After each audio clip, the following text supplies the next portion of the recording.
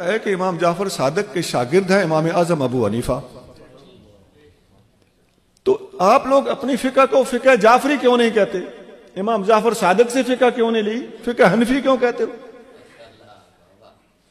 اس کا جواب تحقیقی تو اور ہے، میں بڑا سادہ سا جواب دینے لگا ہوں.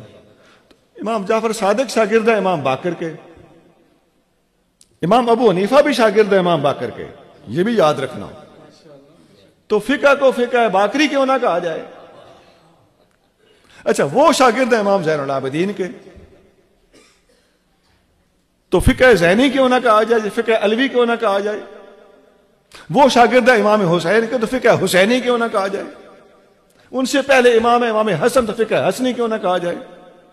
ان سے پہلے مولا مرتضیٰ، تو فقہ علوی کیوں نہ کہا جائے؟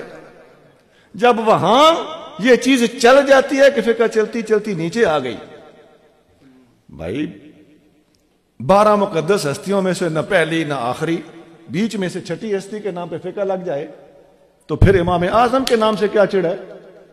اگر وہ درست ہے تو پھر امام اعظم کی فقہ کہنے میں بھی کوئی حرج نہیں ہے.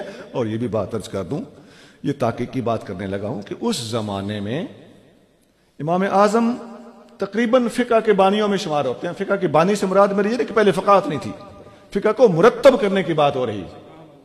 فقہ کو مرتب کرنے والے یہ پہلی ہستی ہیں.